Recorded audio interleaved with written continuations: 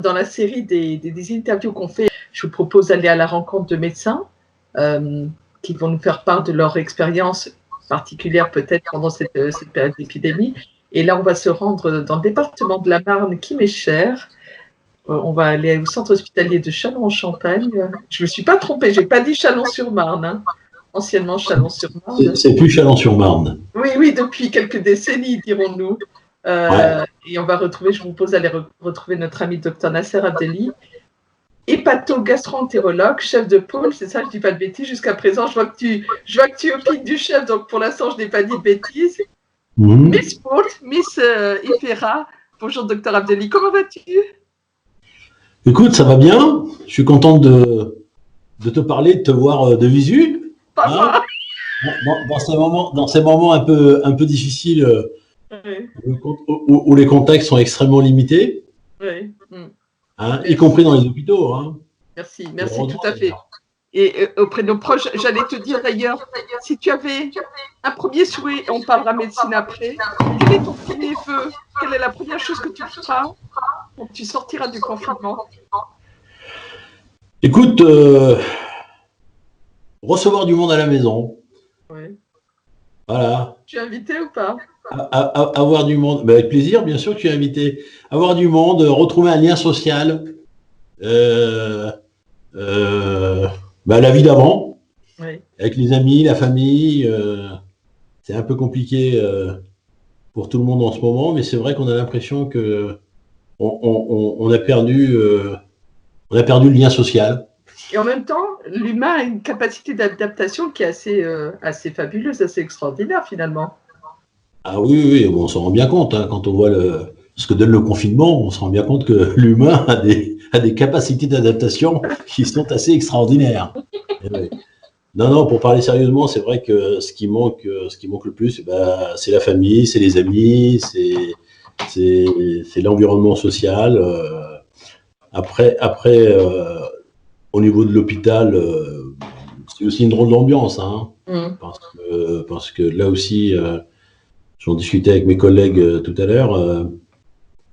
On ne s'est jamais senti aussi fatigué, alors que c'est une période où finalement, par rapport à nos activités habituelles, c'est probablement une des périodes où on travaille le moins. Je ne dis pas on travaille le moins. On voit nettement moins de patients, d'accord, puisque toutes les activités programmées sont annulées. Et c'est une drôle d'ambiance. On fait de la téléconsultation, on réalise les actes urgents avec un risque vital ou urgent parce que il y a une perte de chance pour le patient, donc on a continué depuis le début. Enfin, mon service est un peu particulier parce qu'on a une activité programmée qui était énorme, qui a dû être annulée, et on a quand même beaucoup de patients dans le service, parce qu'on a pas mal de patients chroniques, quelles que soient les pathologies, mais beaucoup de cancers malheureusement. Donc on reste encore extrêmement investi. Et puis après, il y a les à côté. Moi, je me suis découvert un talent de logisticien. Voilà, ça c'est quelque chose que je ne me connaissais pas. Non, mais c'est incroyable. Hein. Le lundi 16 mars, j'ai un souvenir qui me restera tout le temps. C'est de se réveiller en se disant qu'on va tout annuler, mais en même temps, on affronte un ennemi invisible, une sorte de guerre sans ennemi qu'on peut identifier en face. Et une des choses qui m'a plus marqué jusqu'à présent, c'est finalement le silence qui règne dans une structure comme la nôtre, et je pense que ça doit être partout pareil en France, hein, et peut-être dans le monde. C'est qu'effectivement, un hôpital, c'est toujours des brouhahas, c'est toujours du mouvement, c'est toujours des gens qui se déplacent, qui demandent où trouver telle consultation, tel service, etc. Et là, t'as plus rien. Donc, moi, j'arrive le matin à 8h30 et je croise très peu de gens en dehors des gens qui font du filtrage à l'entrée de l'hôpital. Donc, c'est une période particulière. Donc le lien social, j'y tiens. La famille nous manque. Tes parents en particulier? Mes parents, bien sûr, oui.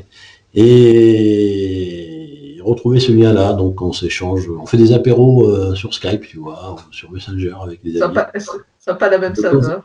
Voilà, donc on boit le gazouze le soir en disant allez, on se réunit tous ce soir, on l'a fait 2-3 fois, c'était sympa. C'était sympa. Voilà. Alors, tu sais que tu nous décrivais le cadre dans lequel tu travailles depuis le 16 mars qui a changé. Il a fallu énormément s'adapter et je dois dire que on s'est rendu compte que nous avions une capacité d'adaptation qui était assez extraordinaire. Tu sais, les structures de soins sont toujours considérées comme des structures très lourdes, difficiles à mobiliser, à faire changer de comportement. Et en fait, finalement, et c'est un élément extrêmement rassurant, tout le monde s'est adapté de façon rapide et de façon extraordinairement positive. Et c'est un constat que je me réjouis de faire. Du directeur de l'établissement aux médecins, au personnel infirmier, aux aides-soignants, aux techniciens, logisticiens qui sont dans les magasins, etc. Enfin, vraiment, les gens... J'ai d'ailleurs fait faire un reportage par le journal local L'Union, là, uniquement sur ce qu'on a appelé, mais pas de façon du tout péjorative, les petites mains. Les petites mains. J'ai voulu mettre en avant ces gens qui font partie des services techniques, les brancardiers, les cuisiniers, tout ce monde-là, c'est remarquablement bien adapté. Donc c'est assez curieux parce que on se rend compte que finalement on a une capacité d'adaptation qui est extraordinaire.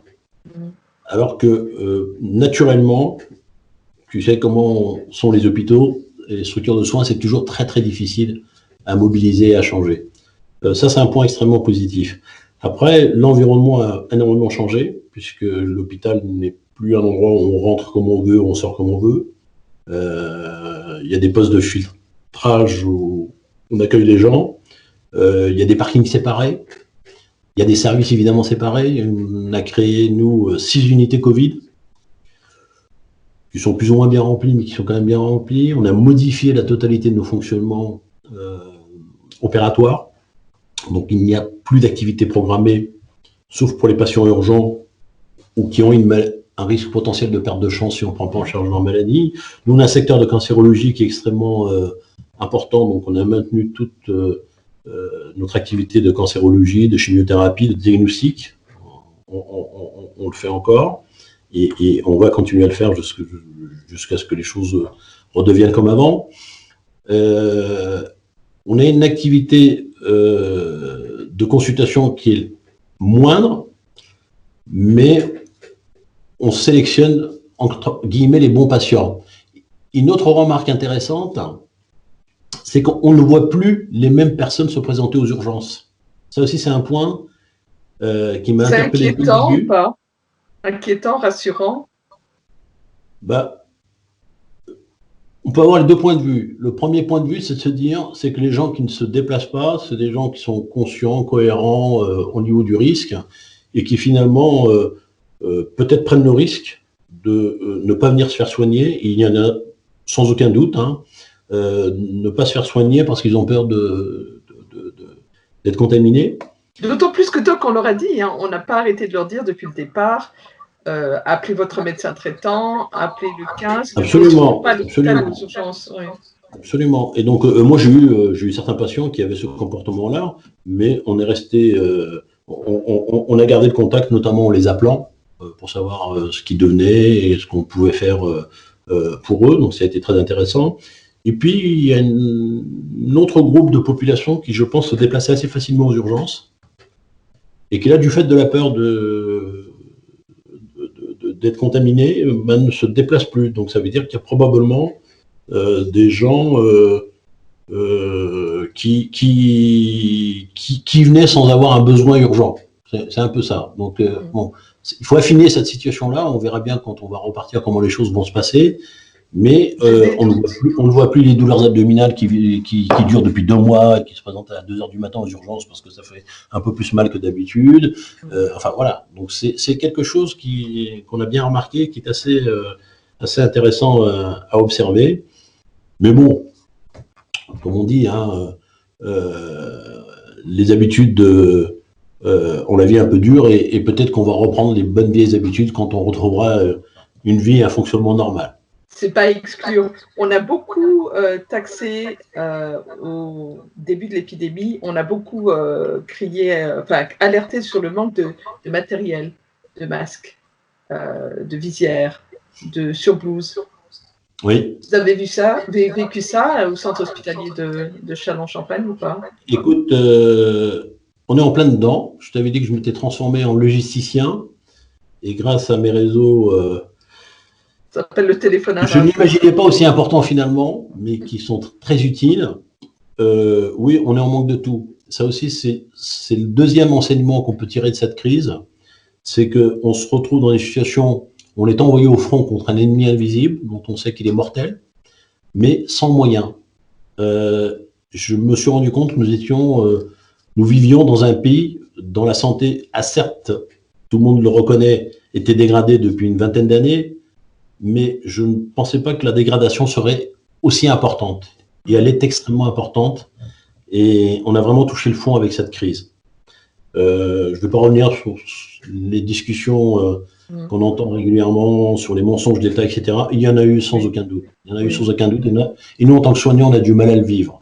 On a du mal à le vivre parce que moi, par exemple, je fais fabriquer maintenant près de 300 couturières les surblouses avec du tissu d'hivernage. Nous avons des besoins de 1000 surblouses par jour. Et en fait, on s'est rendu compte qu'on était en situation de besoin absolu. Donc, on a pu envisager d'acheter du tissu d'hivernage qu'on utilise normalement pour les plantes, pour éviter qu'elles gèlent. Et donc, on a toute une chaîne de solidarité qui s'est créée avec au départ 10 couturières. Et maintenant, on en a près de 300. Donc, il a fallu réadapter tout le fonctionnement de l'hôpital pour assurer cette logistique. Je me suis fait offrir pour l'établissement un respirateur. Nous avions besoin d'un respirateur de réanimation. Et je vais les nommer parce que c'est des gens qui nous ont apporté énormément de soutien. C'est le Lions Club, le district Centre-Ouest, qui nous a aidés. J'en fais partie, je les ai sollicités. Ils nous ont acheté des pousse-seringues électriques et des respirateurs. Donc, c'est quelque chose qui est extrêmement important. Et c'est eux qui sont en train de travailler d'arrache-pied avec les couturières pour assurer la logistique. Il y a un ami qui a repris une vieille formule très connue dans la Marne, c'est les taxis de la Marne. On se souvient de la guerre, donc de ces fameux taxis pendant la Seconde Guerre mondiale. Et ben, c'est exactement ça. Ils ont recréé un réseau de taxis de la Marne qui alimente les couturières et qui nous ramène les tissus. On a eu des besoins de charlotte. J'ai une entreprise, un ami qui est directeur d'une entreprise qui m'a offert 15 000 charlottes. Il continue à me fabriquer des visières avec son imprimante 3D, 60 par jour. On a eu des manifestations de solidarité et d'entraide, de reconnaissance bien sûr, ça nous touche vraiment au cœur, mais surtout d'entraide qui est assez extraordinaire. Des gens qui ne savaient rien faire au départ et qui n'avaient aucune chance d'intervenir dans le domaine de la santé se sont retrouvés avec une mission pour nous aider. Je les remercie parce que tous les jours, j'ai encore reçu aujourd'hui 40 casaques de bloc opératoire qu'une de mes patientes a retrouvé au fond de son garage. Je ne sais pas d'où les a eu, le membre d'une association, je ne sais pas comment il les a eu. Il y a des gens qui sont venus chez moi m'apporter des masques. Il y a un copain qui m'a commandé des masques en Chine au début de l'épidémie. Donc voilà, au tout début du confinement. Donc cette solidarité-là, oui, effectivement, on est en très très très grand manque d'équipement donc pour se protéger. J'ai oublié de te dire que nous avons transformé nos sacs poubelles en tabliers. Nous n'avons pas assez de tabliers, donc grâce à ces couturières, on transforme également un sac poubelle, ça nous fait 3 tabliers. Donc c'est quand même assez angoissant de se rendre compte qu'on travaille dans ces conditions-là et que on n'est pas dans un pays en voie de développement en plus. Bien sûr, on a pour mission de se protéger. Je ne veux pas faire trop de comparatifs parce que je ne veux pas être désobligeant, mais clairement, on est largement sous-développé. Avec une rhétorique sur la protection qui constitue pour moi, et je fais partie de ceux qui le pensent et je ne suis pas le seul, un vrai mensonge d'État. parce que expliquer qu'on a un stock de masques alors qu'on n'en a pas, expliquer, je ne sais pas si tu as vu je pense que tu l'as vu, la dernière intervention du Premier ministre où il nous a gavé de chiffres de commandes en Chine, mais ce sont des commandes qui ne sont pas suffisantes. C'est noyer le discours qui était tenu encore une semaine avant en disant que seuls les malades doivent porter des masques, alors que là on s'oriente vers une généralisation du port du masque. Donc, il y aura un avant et un après. Je pense que les gens doutaient déjà beaucoup des hommes politiques. Et je pense que ça va s'accentuer, s'aggraver. On se sent vulnérable. C'est-à-dire quand on est médecin, on se consacre entièrement à ce métier avec pour but principal de soulager les gens, de les soigner, de les guérir. Et là, on est au front, sans moyens pour se protéger et sans moyens pour protéger nos patients. Parce que là aussi, on est dans des situations où, maintenant on le sait bien, tous les patients sont à risque. Ce matin, par exemple, dans notre cellule de crise, on s'est rendu compte qu'il y avait 3 patients qui avaient été admis dans un service non Covid et qui sont potentiellement des Covid alors qu'ils n'ont aucun symptôme caractéristique. Mais il n'y a pas de symptômes caractéristiques. Du coup, qui n'ont pas été dépistés. Ils vont l'être, mais si tu veux, l'idéal aurait été d'avoir des moyens, par exemple, pour un masque par chaque patient, ce qu'on n'a pas. Donc, si on met un masque pour chaque patient, et un simple masque chirurgical pour le patient qui rentre, et un masque chirurgical pour le soignant, ça protège l'un et l'autre. On peut attendre un petit peu pour avoir le temps de dépister, parce qu'on n'a pas tant de tests que ça. Et une fois qu'il est dépisté, on peut prendre la décision d'enlever cette protection, mais en réalité, il ne faut pas l'enlever parce qu'on sait qu'il y a des faux négatifs. Là aussi, tu vois. Puis c'est un virus qu'on ne connaît pas bien, donc on ne sait pas très bien comment il s'attaque à l'être humain, quelle est la vraie physiopathologie. Il y a énormément de discussions, est-ce que c'est un bactériophage ou pas, on a effectivement, on est inondé d'informations.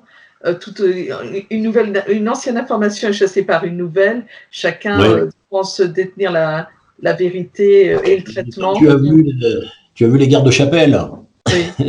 Donc ces guerres de chapelle n'aident pas à obtenir un consensus raisonnable et rassurant. Donc quand on voit les gens s'écharper sur les plateaux de télévision sans forcément d'arguments scientifiques, je ne sais pas qui a tort, qui a raison, parce qu'aujourd'hui, effectivement, il est difficile de conclure. On n'est pas à ce stade-là. Oui.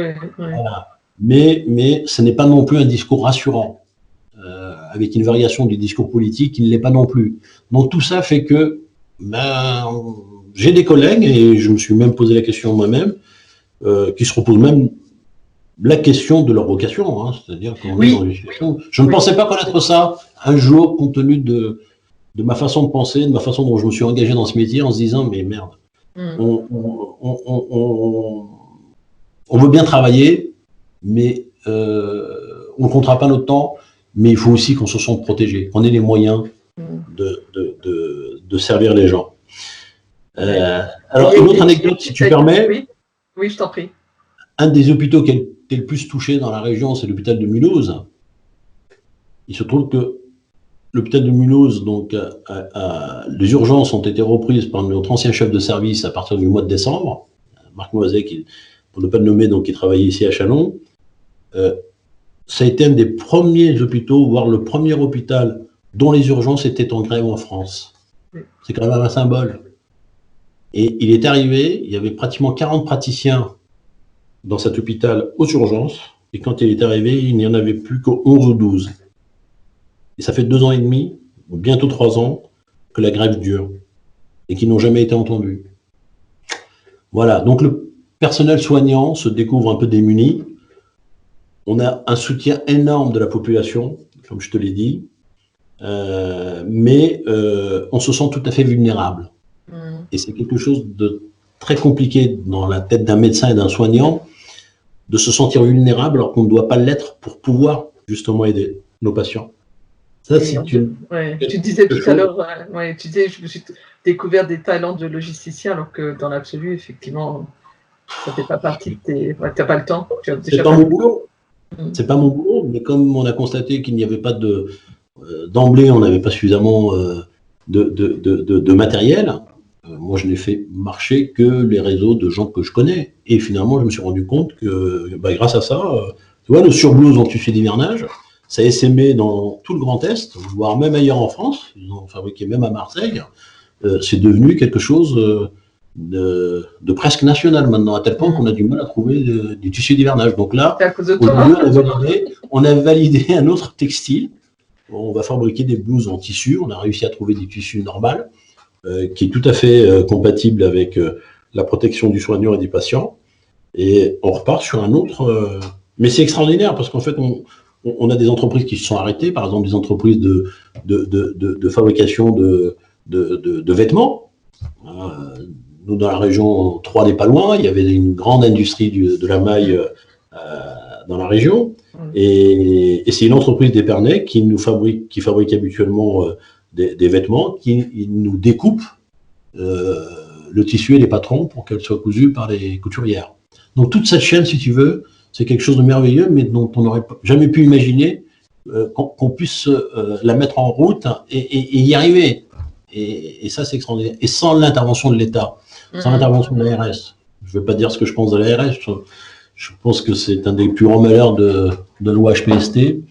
Ce sont des gens qui sont totalement détachés, surtout depuis la transformation de la réforme des régions. Ce sont des gens qui sont lointains, qui sont pour beaucoup des techniciens, on s'en est rendu compte avec notre ancien directeur, hein, et qui sont totalement loin des réalités, y compris les médicaux. La réalité du terrain, ils ne la connaissent pas. Donc, ils ne savent pas comment ça se passe. Et puis répondre à des objectifs ministériels. Eux aussi, ils ont également les poings et les pieds et les mains liés. Et ils reçoivent des directives qu'ils doivent faire appliquer. Mais faire appliquer des directives quand on est à 150 km, voire à 200 km d'un lieu où se passe la réalité des choses, je trouve que c'est difficile aussi pour eux, mais ça ne nous rend pas du tout service. En tout cas, pas le service qu'on attend. Voilà. Comme dirait l'autre, ça n'arrive pas qu'aux autres.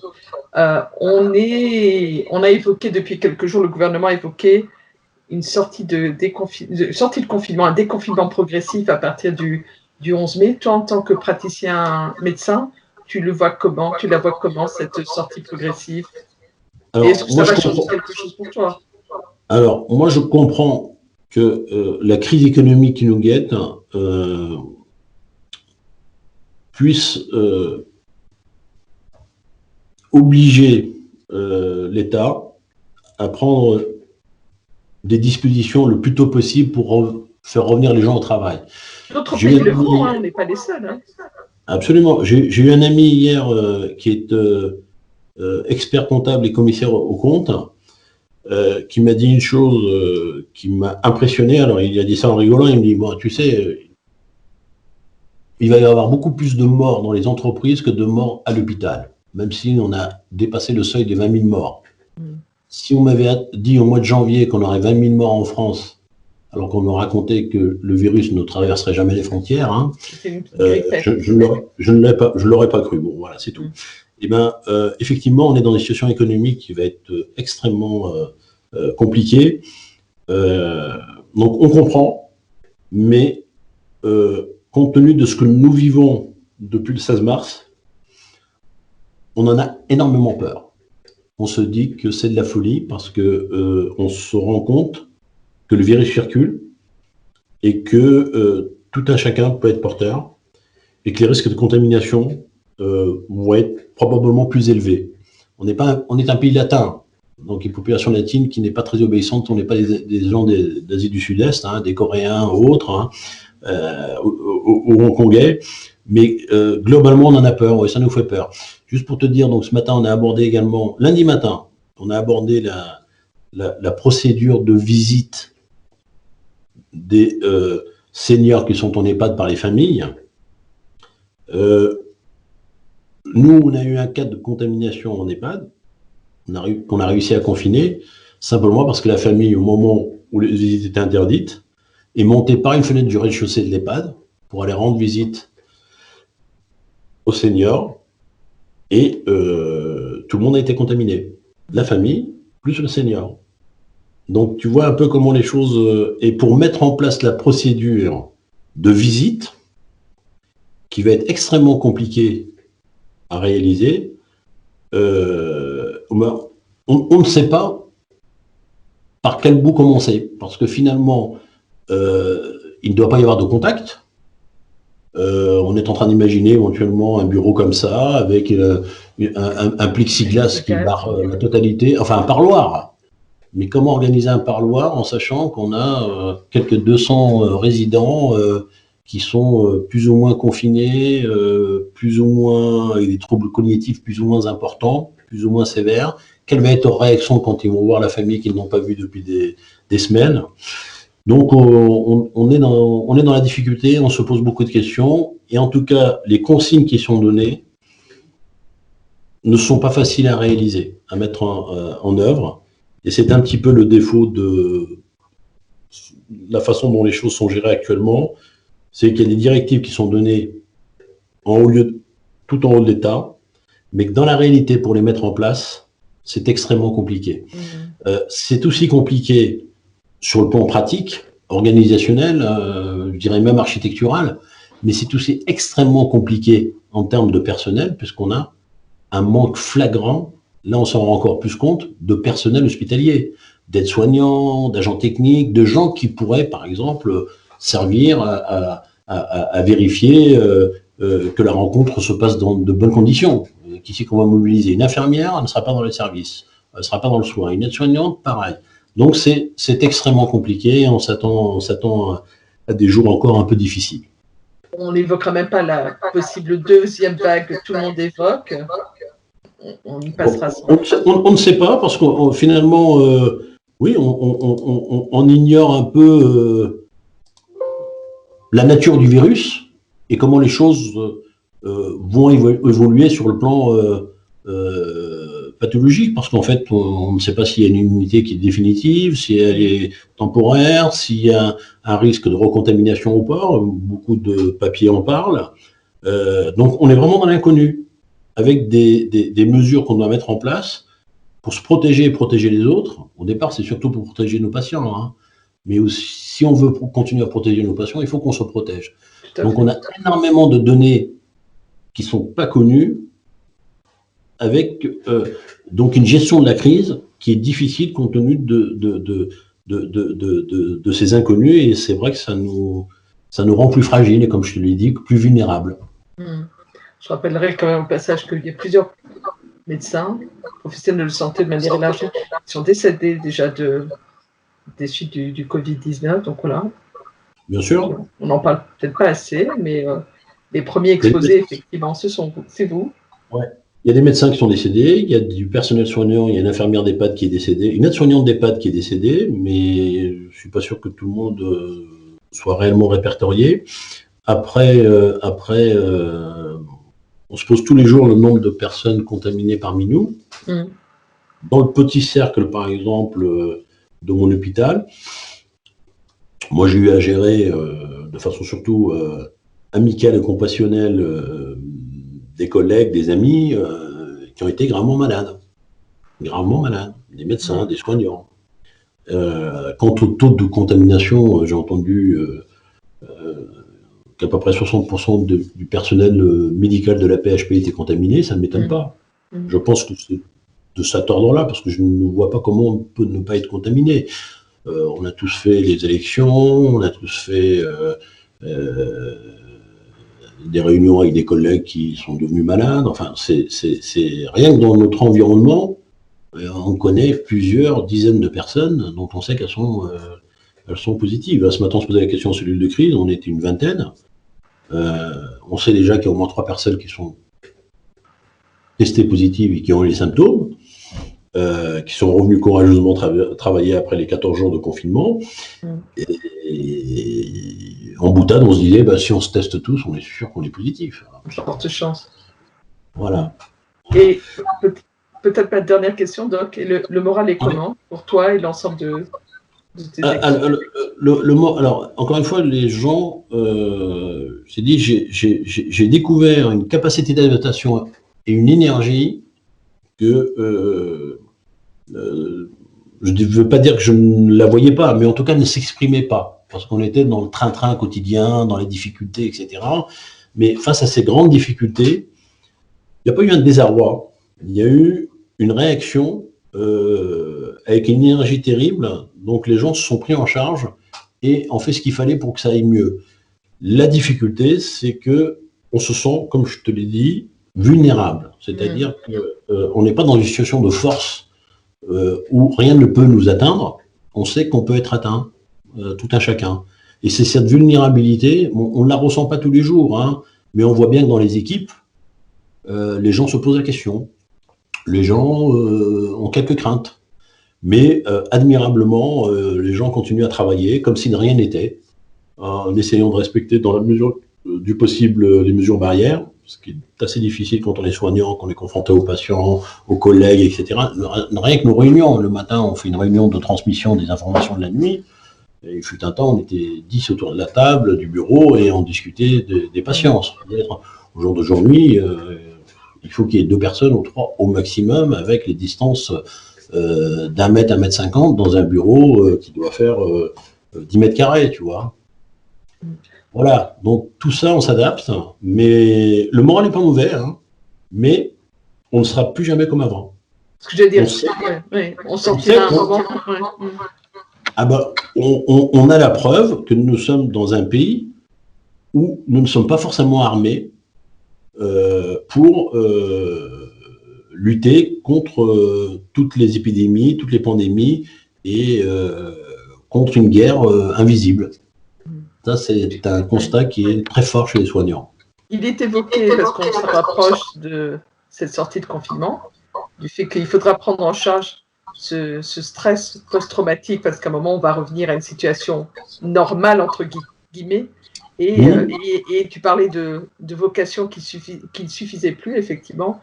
J'ai lu une étude récente où, vraisemblablement, 30% du personnel soignant envisageait, à l'issue de cette épidémie, de changer complètement de secteur d'activité.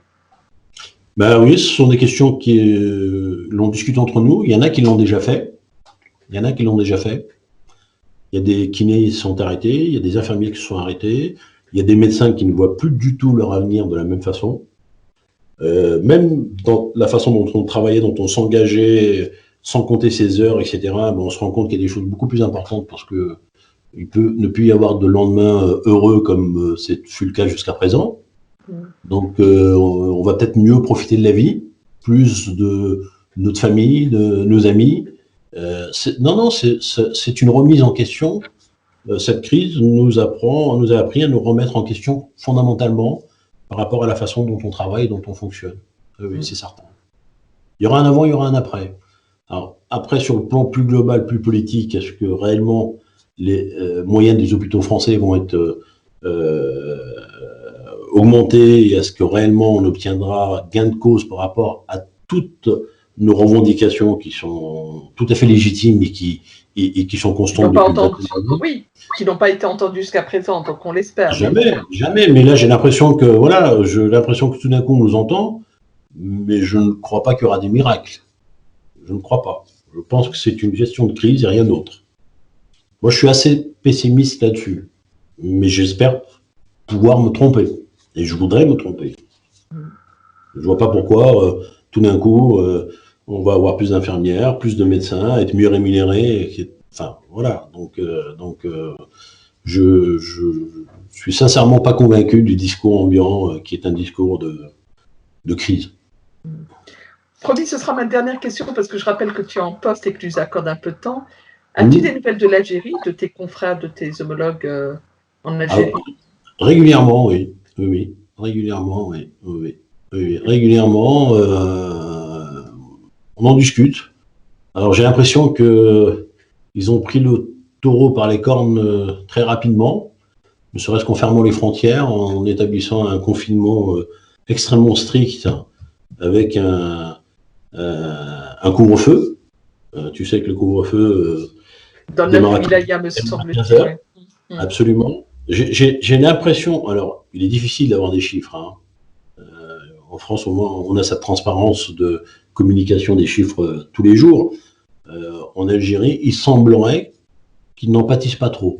Ce que me disent mes collègues dans les hôpitaux, c'est que globalement, bon, ils n'ont pas de test, hein, c'est très difficile de tester les gens, hein, donc c'est purement sur des symptômes.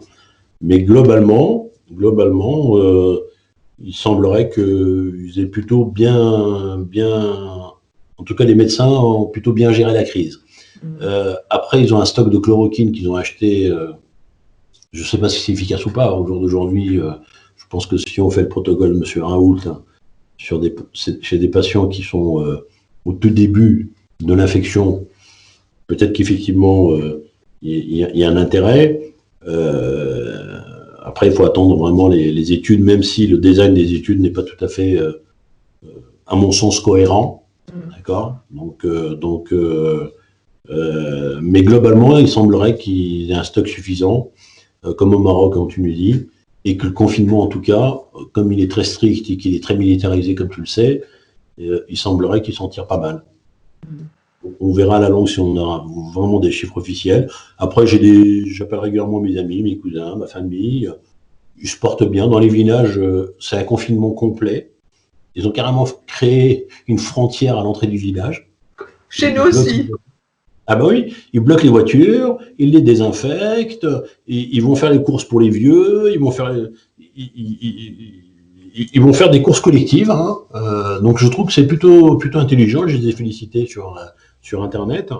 Et non, je crois qu'ils se débrouillent pas mal. Mais après, je ne suis pas capable de te donner des chiffres. Hein. Oui. C'est bien comment fonctionne l'Algérie. Hein. Donc globalement, peut-être qu'on n'en saura jamais rien. Mais en tout cas, dans les hôpitaux, il ne semble pas qu'il y ait autant de patients hospitalisés qu'en France et un taux de mortalité aussi élevé. Voilà.